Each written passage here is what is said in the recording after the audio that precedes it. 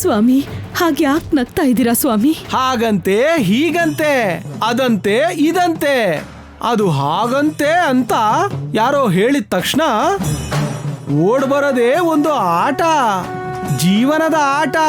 ಬುದ್ಧಿ ಇಲ್ದೇ ಇರೋ ತಾಯಿ ಹಾಲು ಎರೆದ್ರೆ ಆಯುಷ್ಯ ಬೆಳೆಯುತ್ತಾ? ಮೇಲಿರೋನು ಪ್ರಾಣ ಕೊಡ್ಬೇಕು. ಅಂದ್ರೆ ಅಂದ್ರೆ ಅಭಿಷೇಕ ಮಾಡೋದನ್ನ ನಿಲ್ಸು ಅಂತೀರಾ ಸ್ವಾಮಿ? ನನ್ ಮಗನ ಆಯಸ್ಸು ಜಾಸ್ತಿ ಆಗ್ಬೇಕು.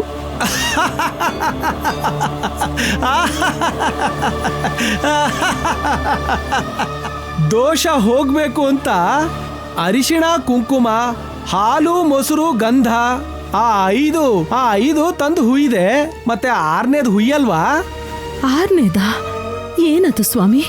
ಯಾವ ಅಭಿಷೇಕ ಮಾಡ್ಬೇಕು? ಏನಾದ್ರೂ ತಪ್ಪಾಯ್ತಾ ಸ್ವಾಮಿ? ರಕ್ತಾಭಿಷೇಕ ಮಾಡ್ಬೇಕು. ರಕ್ತಾಭಿಷೇಕ ಮಾಡ್ಬೇಕು. ಹಾ, ರಕ್ತಾಭಿಷೇಕ ಮಾಡಿಸ್ಬೇಕು. ಹಾ, ರಕ್ತಾಭಿಷೇಕ ಮಾಡ್ಬೇಕು. ರಕ್ತಾಭಿಷೇಕನಾ?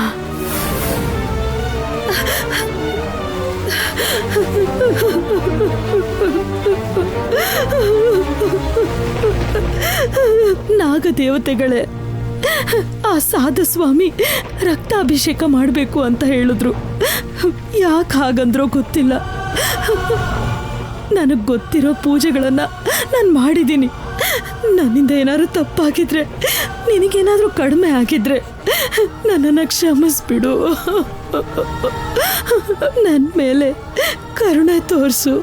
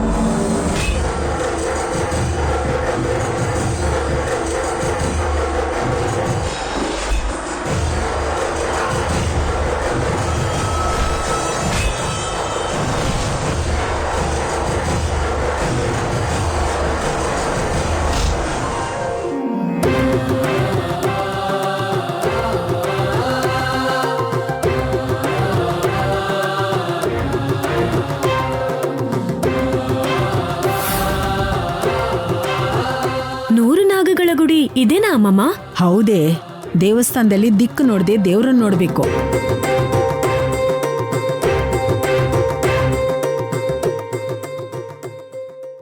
ಬಾ ಪುಣ್ಯ. ನಿಲ್ಲಿ ನಿಲ್ಲಿ.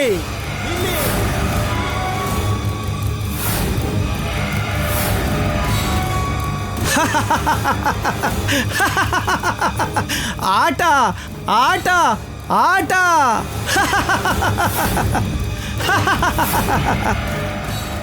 ಅನುಮತಿ ಇಲ್ಲ, ಅರ್ಹತೆ ಇಲ್ಲ, ಹೇಗೆ ಹೆಜ್ಜೆ ಇಡ್ತೀರಾ?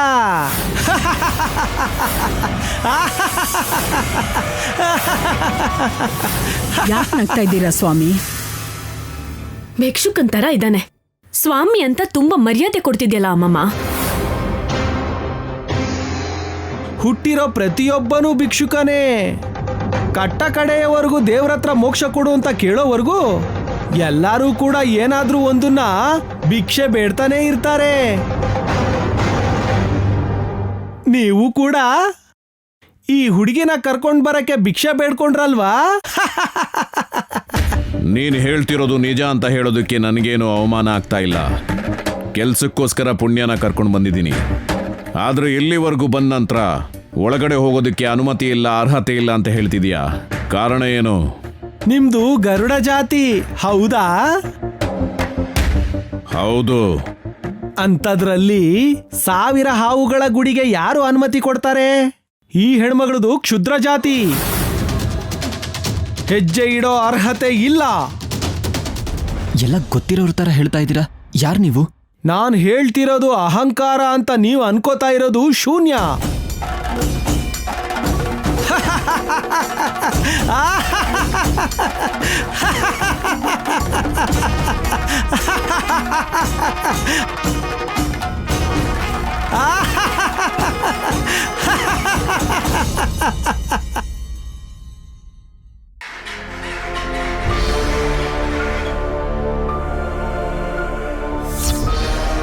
ಗರ್ಭಗುಡಿಯಲ್ಲಿರೋ ತಾಳೆಗರಿಗಳನ್ನ ಓದ್ಬೇಕು ಅಂದ್ರೆ 100 ನಾಗಗಳಿಗೆ ಅಭಿಷೇಕ ಮಾಡಿ ನಾಗಗಳ ಆಶೀರ್ವಾದ ಪಡ್ಕೋಬೇಕು.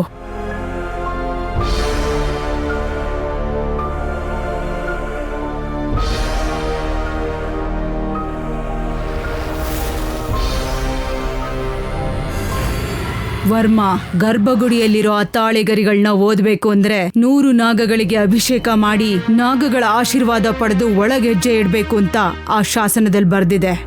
ಹಾಗಾದ್ರೆ ಪುಣ್ಯನೇ ಆ 100 ನಾಗಗಳಿಗೆ ಅಭಿಷೇಕ ಮಾಡ್ತಾಳೆ. ಪುಣ್ಯ, ಅರ್ಶಿನ ಕುಂಕುಮ, ಹಾಲು ಮೊಸರು ಗಂಧ ತಗೊಂಡ್ ಹೋಗಮ್ಮ. ಹಾವುಗಳಿಗೆ ಅಭಿಷೇಕ ಮಾಡೋದು ನನಗೆ ತುಂಬಾನೇ ಇಷ್ಟ. ನಾನು ಹೋಗ್ತೀನಿ. ನಿನ್ನ ಆಸೆಗಿಂತ ನನ್ನ ಸಂಕಲ್ಪನೇ ಹೆಚ್ಚು ಪುಣ್ಯ. ಹೋಗ್ಬಾ ನೀನು.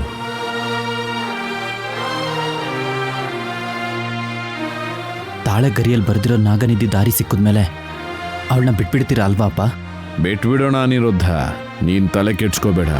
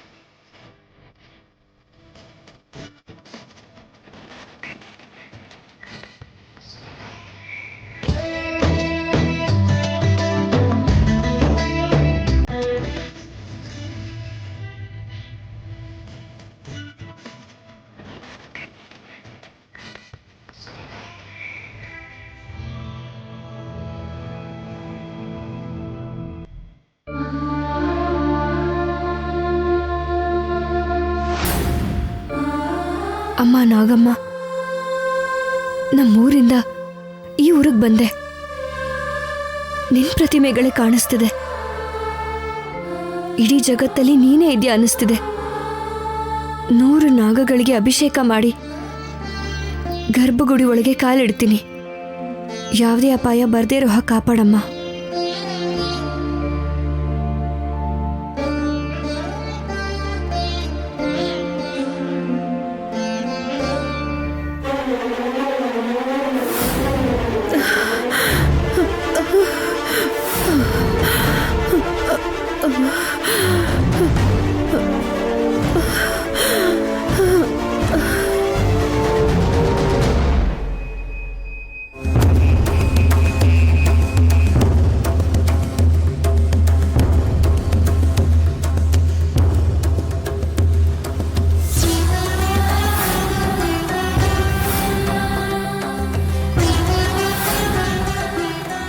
ಅಮ್ಮವ್ರೆ, ಅಮ್ಮವ್ರೆ, ಅಮ್ಮವ್ರೆ, ಎದ್ದೇಳಿ, ಹೇಳಿ ಅಮ್ಮ. ಅಮ್ಮ, ಅಮ್ಮವ್ರೆ, ಅನಿರುದ್ಧ್, ಅನಿರುದ್ಧ್, ಯಜಮಾನ್ರೇ, ಅಮ್ಮವ್ರೆ, ಅಮ್ಮವ್ರೆ, ಎದ್ದೇಳಿ, ಅನಿರುದ್ಧ್, ಅನಿರುದ್ಧ್, ಅಮ್ಮವ್ರೆ, ಎದ್ದೇಳಿ. ಅಮ್ಮ, ಅರವಿಂದ, ಅರವಿಂದ, ಅಮ್ಮ, ಅರವಿಂದ, ಅಮ್ಮ, ಹೇಳಮ್ಮ. ಅನಿರುದ್ಧ್, ಹೋಗ್ ನೀರ್ ತಗೋಬಾ. ಅರವಿಂದ, ಅತ್ತೆ, ಅರವಿಂದ, ಅತ್ತೆ, ಏನಾಯ್ತು ಅರವಿಂದ? ಆಯ್ತು ಅರವಿಂದ. ಅರವಿಂದ, ಅತ್ತೆ ಏನಾಯ್ತು? ಅಮ್ಮ, ಅರವಿಂದ, ಅಮ್ಮ, ಹೇಳಮ್ಮ. ಏನಾಯ್ತು? ಅಮ್ಮ, ಎದ್ದೇಳಮ್ಮ. ಅಮ್ಮ, ಏನಾಯ್ತು ಅರವಿಂದ?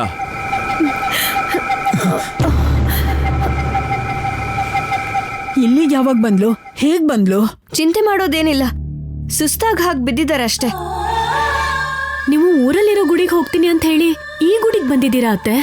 ಹೌದು, ಮೊದಲೇ ಹೇಳಿದ್ರೆ ಬೈತೀರಾ ಅಂದ್ಕೊಂಡೆ.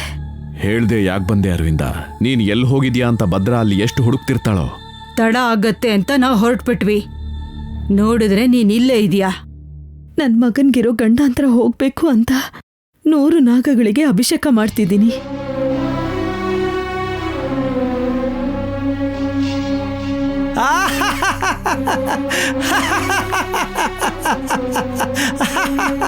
ರಕ್ತಾಭಿಷೇಕ ಮಾಡಬೇಕು, ರಕ್ತಾಭಿಷೇಕ ಮಾಡಬೇಕು. ಹೋಗು ಅಂದ್ರೆ ಹೋಗೋಕೆ ಅದು ಪಾರಿವಾಳ ಅಲ್ಲ, ಮೃತ್ಯು ಪಂಜರ.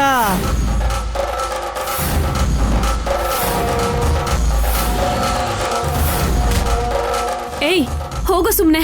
ಮೃತ್ಯು ದೇವತೆನ ಜೊತೆ ಕರ್ಕೊಂಡು ಬಂದಿರೋರು ನೀವು. ಈ ಕುಟುಂಬನ ಸರ್ವನಾಶ ಮಾಡೋದಕ್ಕೆ ಬಂದಿದ್ದೀನಿ ಅಂತ ಹೇಳ್ಬಿಡ್ತಾರೋ ಹೇಗೆ? ಬಾಯಿಗೆ ಬಂದಿದ್ನೆಲ್ಲ ಮಾತಾಡಿದ್ರೆ ಬ್ರಹ್ಮಜ್ಞಾನ ಅನ್ಸಲ್ಲ. ಅದು ನಮ್ಮ ಮನ್ಸಿಗೆ ಅಶಾಂತಿನ ಕೊಡೋದು ನಿಲ್ಸಿ ಇಲ್ಲಿಂದ ಹೊರಟೋಗು.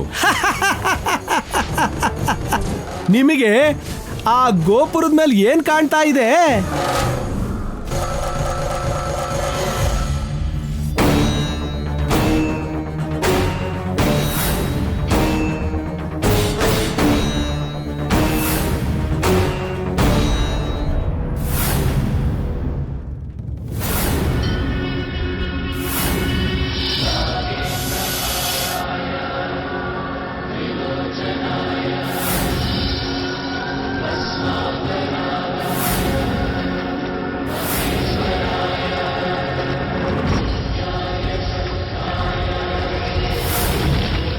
ಏನ್ ಕಾಣಿಸ್ತಾ ಇದೆ?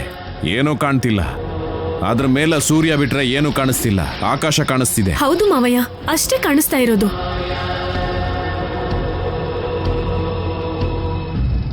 ಅಭಿಷೇಕ ಮಾಡ್ತಿರೋ ನಿಮ್ಮಿಬ್ಬರಿಗೆ ಏನ್ ಕಾಣಿಸ್ತಾ ಇದೆ?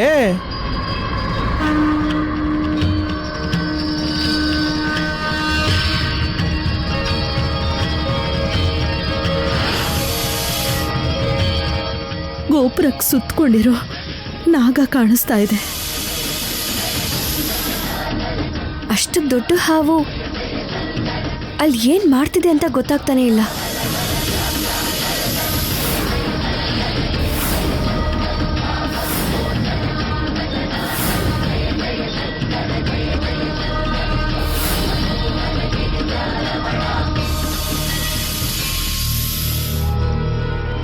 ನೋಡಿದ್ರಾ? ಮನ್ಸಲ್ಲಿ ಭಕ್ತಿ ಇದ್ರೇನೆ ಫಣಿರಾಜ ದರ್ಶನ ಕೊಡ್ತಾನೆ. ನಿಮ್ಮ ಮನ್ಸಲ್ಲಿರೋ ಅಂತರಾತ್ಮ ತಾಳೆಗರಿನ ನೋಡ್ಬೇಕು ಅಂತಿದ್ಯಲ್ಲ, ಹೊರಡಿ ಹೊರಡಿ, ಅನುಭವಿಸ್ತೀರಾ ಅನುಭವಿಸ್ತೀರಾ.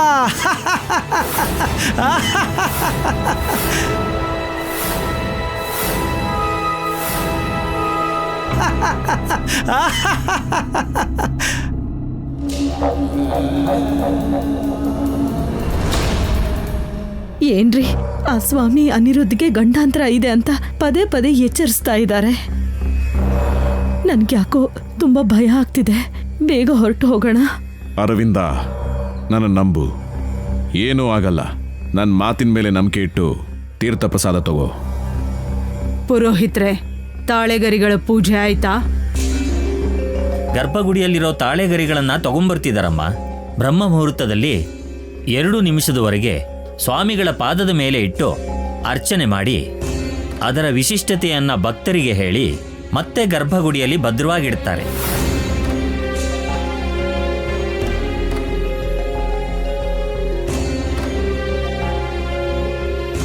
ಪುಣ್ಯ ಓದ್ಬೇಕಾಗಿರೋ ತಾಳೆಗರಿಗಳವು. ಪೂಜೆ ಹೇಗೆ ಮಾಡ್ತಾರೆ ಅಂತ ನೋಡೋಣ ಬನ್ನಿ. ಗರುಡ ಜಾತಿ ವಂಶದವರಿಗೆ ಗರ್ಭಗುಡಿಯಲ್ಲಿ ಪ್ರವೇಶ ಇಲ್ಲ. ಅವಸರ ಮಾಡಿ ಒಳಗೆ ಹೋಗಬೇಡಿ. ಇಷ್ಟು ದೂರ ಬಂದು ಒಳಗೆ ಹೋಗಿಲ್ಲ ಅಂದ್ರೆ ಹೇಗೆ? ನೀವು ಸುಮ್ಮನಿರಿ ಅತ್ತೆ. ಯಾವಾಗ ಏನಾಗುತ್ತೋ ಏನೋ.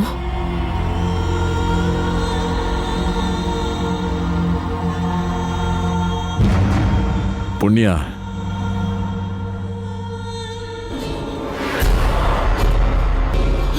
ಪ್ರಾಣತ್ಯಾಗ ಮಾಡ್ತಿದ್ದೀನಿ ಅಂತ ಅನ್ಕೋಬೇಡ.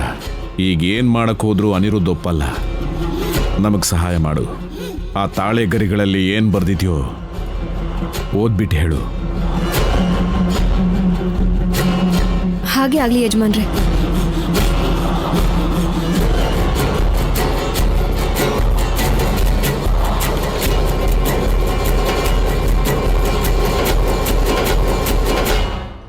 ಹುಷಾರು ಪುಣ್ಯ. ಹಿಂದೆ ತಿರುಗಿ ನೋಡ್ಬೇಡ ಅಮ್ಮ. ನೋಡಿದ್ರೆ ಜೀವನೇ ಹೋಗುತ್ತೆ ಅಂದಿದ್ದಾರೆ. ನನಗೆ ಯಾಕೋ ಹಾಗೆ ಆಗುತ್ತೆ ಅನ್ನಿಸ್ತಿದೆ. ಎಲ್ಲ ಸರಿಯಾಗೇ ಆಗುತ್ತೆ. ನೀವೆಲ್ಲ ಹೆದರ್ಕೊಂಡು ಪುಣ್ಯನ ಹೆದರ್ಸ್ಬೇಡಿ. ನೀನು ಹೋಗ್ಬಾ ಪುಣ್ಯ.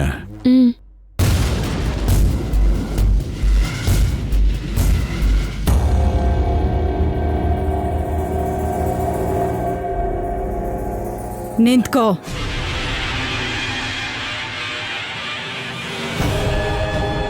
ನಾನು ಇಲ್ಲಿವರೆಗೂ ಮಾತ್ರ ಬರೋಕ್ಕಾಗತ್ತೆ. ಒಳಗಡೆ ಕಾಲಿಡೋ ಅವಕಾಶ ನನಗಿಲ್ಲ. ಇಲ್ಲಿಂದ ನೀನು ಮಾತ್ರ ಒಳಗೆ ಹೋಗ್ಬೋದು. ನನ್ ಗರ್ಭಗುಡಿಗೆ ದಾರಿನೇ ಗೊತ್ತಿಲ್ಲದೆ ಹೇಗೆ ಹೋಗ್ಲಿ? ಆ ದಾರಿ ನಾನು ಹೇಳ್ತೀನಿ. 100 ನಾಗಗಳ ಗುಡಿ ಹಿಂದೆ ನಾಗಭದ್ರತೆಯಿಂದ ನಿರ್ಮಿಸಿರೋಂಥ ಅತಿ ಪುರಾತನವಾದ ಗರ್ಭಗುಡಿ ಇರುತ್ತೆ. ಅದಕ್ಕೆ ರಕ್ಷಣೆಯಾಗಿ ಭುಜಂಗ ಸರ್ಪ ಕಾವಲಿರ್ತಾನೆ. ಆ ಭುಜಂಗ ಸರ್ಪ ತುಂಬಾನೇ ಶಕ್ತಿಶಾಲಿ. ಅವನ ವಿಷಕ್ಕೆ 3 ಲೋಕದಲ್ಲೂ ಔಷಧಿ ಸಿಗೋದಿಲ್ಲ. ಸದ್ಯಕ್ಕೆ ಅವನು ಯೋಗ ನಿದ್ರೆಯಲ್ಲಿರೋದ್ರಿಂದ ಅವನಿಂದ ಏನೂ ತೊಂದರೆ ಇಲ್ಲ. ನೀನು ಗರ್ಭಗುಡಿಯೊಳಗೆ ಕಾಲಿಡ್ತಿದ್ದ ಹಾಗೆ ಗಾಯತ್ರಿ ಮಾತೆ ದರ್ಶನ ಸಿಗುತ್ತೆ. ಅಲ್ಲೇ ನಾಗನಿಧಿ ರಹಸ್ಯ ಬರೆದಿರೋಂಥ ತಾಳೆಗರಿಗಳಿರೋದು. ತಾಳೆಗರಿಗಳು ಯಾವ ಭಾಷೆಯಲ್ಲಿ ಬರ್ದಿರತ್ತೆ? ಅದು ನಾಗಗಳಿಂದ ಬರೆಯಲ್ಪಟ್ಟಿರೋ ತಾಳೆಗರಿ ನಾಗಲಿಪಿಯಲ್ಲಿರುತ್ತೆ. ಮತ್ತೆ ಆ ನಾಗಲಿಪಿ ನನಗೆ ಹೇಗೆ ಅರ್ಥ ಆಗುತ್ತೆ? ಆ ನಾಗನಿಧಿನ ಸಂಪಾದನೆ ಮಾಡಕ್ಕೆ ಹುಟ್ಟಿರೋಳು. ನಿನಗಲ್ದೆ ಇನ್ಯಾರಿಗೆ ಅರ್ಥ ಆಗತ್ತೆ? ನಿನ್ನ ಇಷ್ಟ ದೇವರನ್ನ ನೆನಪಿಸ್ಕೋ. ನಿನಗ್ ಗೊತ್ತಿರೋ ಭಾಷೆಯಲ್ಲೇ ಅಕ್ಷರಗಳು ಕಾಣಿಸತ್ತೆ. ಹಾಗೆ ಆಗ್ಲಿ, ಇವಾಗ್ಲೇ ಹೋಗಿ ಓದ್ ಬರ್ತೀನಿ. ನಿಲ್ಲು. ದೇವಾಲಯದಲ್ಲಿ ಆಗ್ತಿರೋ ಮಹಾಪೂಜೆ ಮುಗಿಯೋಕ್ ಮುಂಚೆ ನೀನು ಆ ತಾಳೆಗರಿಗಳನ್ನ ಓದಿ ಬರಬೇಕು. ಇಲ್ಲಾಂದ್ರೆ ಮಹಾಪೂಜೆ ಮುಗಿತಿದ್ದಾಗೆ ಗಾಯತ್ರಿ ಮಾತೆಗೆ ಆರತಿ ಮಾಡಿ ಬಾಗ್ಲು ಮುಚ್ಚಿಬಿಡ್ತಾರೆ. ಒಂದು ವೇಳೆ ತಡ ಆದ್ರೆ ನೀನು ಶಾಶ್ವತವಾಗಿ ಗರ್ಭಗುಡಿಯಲ್ಲಿ ಸಮಾಧಿ ಆಗ್ತೀಯ. ಅರ್ಥ ಆಯ್ತು. ನನ್ನ ಸಂಕಲ್ಪ ಒಳ್ಳೇದಾಗಿದ್ರೆ, ನನ್ನ ಪ್ರಯತ್ನ ನಿಸ್ವಾರ್ಥವಾಗಿದ್ರೆ ದೈವ ರಹಸ್ಯ ಜೊತೆ ಹೊರಗೆ ಬರ್ತೀನಿ. ಇಲ್ಲ ಅಂದ್ರೆ ಆ ಗರ್ಭಗುಡಿ ಒಳಗೇನೆ ಅಂತ್ಯ ಕಾಣ್ತೀನಿ. ಜೈ ನಾಗಮ್ಮ.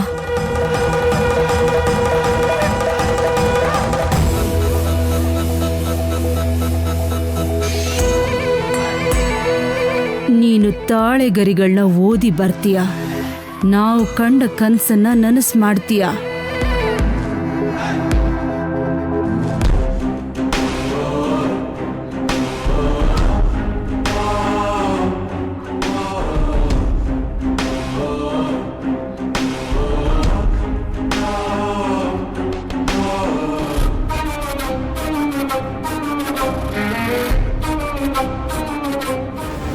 ಕಂದ ಅನಿರುದ್ಧ್, ಎಲ್ಲಿದ್ಯೋ?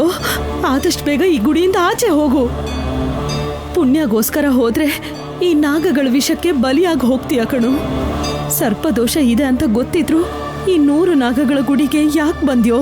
ಹೊರಟು ಹೋಗು ಅನಿರುದ್ಧ್, ಹೊರಟು ಹೋಗು. ಅಮ್ಮ ನಾಗಮ್ಮ, ಸರ್ಪದೋಷ ಇದೆ ಅಂತ ಗೊತ್ತಿದ್ದು ನನ್ನ ಮಗ ಈ ದೇವಸ್ಥಾನದ ಒಳಗೆ ಕಾಲಿಟ್ಟಿದ್ದಾನೆ. ಗೊತ್ತಿಲ್ಲದೆ ಮಾಡಿದ್ದಾನೆ. ಅವನ ತಪ್ಪನ್ನ ಕ್ಷಮಿಸ್ಬಿಡಮ್ಮ. ನನ್ನ ಮಗನ್ನ ಕಾಪಾಡು.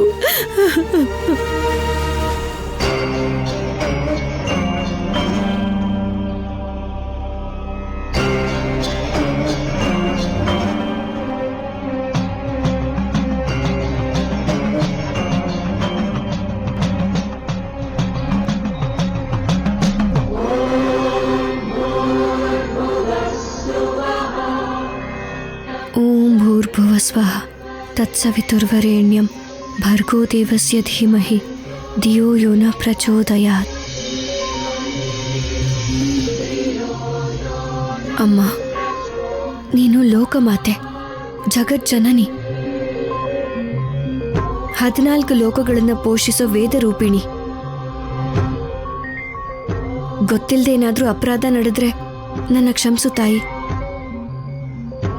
ದೇವರ ಹಸಿಯನ್ನ ತಿಳ್ಕೊಳ್ಳೋ ಅರ್ಹತೆ ನನಗಿದ್ರೆ ತಾಳೆಗರಿಗಳನ್ನ ತೋರಿಸು.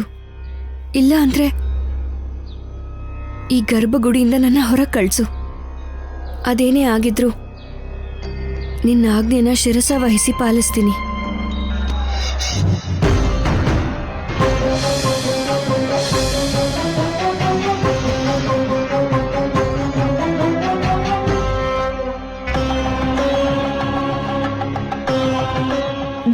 ಧನ್ಯಳಾದೆ ತಾಯಿ, ಧನ್ಯಳಾದೆ. ನಿನ್ ದಯೆ ಇದೆ ಅಂತ ನಂಬೋದಕ್ಕೆ ಈ ದೀಪಗಳೇ ಸಾಕ್ಷಿ. ತಾಳೆಗರಿನ ಓದ್ಬೋದು ಅನ್ನೋದಕ್ಕೆ ನಿನ್ನ ಅನುಮತಿ ಇದೆ ಅಂತ ಹೇಳೋದಕ್ಕೆ ಈ ದೀಪಗಳೇ ಸಾಕ್ಷಿ. ಸಾಕಮ್ಮ, ಸಾಕು. ಇನ್ನನ್ ಧೈರ್ಯವಾಗಿ ಮುಂದೆ ಸಾಕ್ತೀನಿ.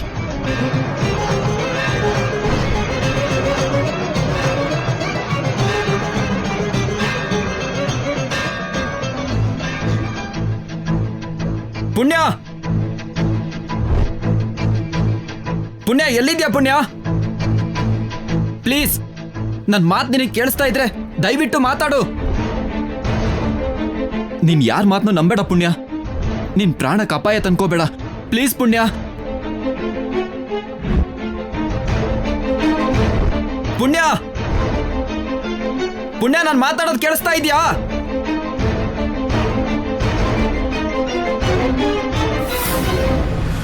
ಆ ಪುಣ್ಯನ ನಂಬಿ ಗರ್ಭಗುಡಿಯೊಳಗೆ ಕಳಿಸಿದೀವಿ. ಈ ನಿರ್ಧಾರ ಸರಿನಾ? ತಲೆ ಕಡ್ಸ್ಕೋಬೇಡ ಭೂತಕಿ. ಪುಣ್ಯನ ಕಳಿಸಿದ್ದು ನಂಬಿಕೆಯಿಂದಲ್ಲ, ಅನಿವಾರ್ಯತೆಯಿಂದ. ನಿಜಾನೇ. ಆದ್ರೆ ಆ ತಾಳೆಗರಿಗಳನ್ನ ಓದಿ ಆಚೆ ಬಂದ್ಮೇಲೆ ನಮ್ಗ ರಹಸ್ಯ ಹೇಳ್ತಾಳಾ? ಇಲ್ಲ ನಾಗನಿಧಿ ನಮಗ್ ಸಿಗತ್ತೆ ಅಂತ ಸುಳ್ಳು ಹೇಳ್ತಾಳಾ? ಭೂತಕಿ, ನಾಗನಿಧಿ ರಹಸ್ಯನ ನಮಗೆ ಹೇಳ್ತಾಳೆ ಅಂತ ನಾನು ನಂಬ್ತೀನಿ. ಸುಳ್ಳು ಹೇಳ್ತಾಳೆ ಅಂತ ನೀನು ಹೇಳ್ತಿದೀಯ. ಏನೇ ಆದ್ರೂ ಈ ಅವಕಾಶನ ಮಾತ್ರ ನಾನು ಕಳ್ಕೊಳ್ಳಲ್ಲ. ನಾಗನಿಧಿ ರಹಸ್ಯ ಗೊತ್ತಾದ್ಮೇಲೆ ಪುಣ್ಯನ ಸಾಯಿಸ್ಬಿಡೋದು ಎಲ್ರಿಗೂ ಒಳ್ಳೇದು. ಮೃತ್ಯು ಅನಿವಾರ್ಯವಾಗಿರೋವಾಗ ಅದನ್ನ ಯಾರಿಂದಲೂ ತಪ್ಸೋಕ್ಕಾಗಲ್ಲ. ಅದು ನೀನೇ ಆದ್ರೂ, ನಾನೇ ಆದ್ರೂ, ಕೊನೆಗ ಭಗವಂತನಾದ್ರೂ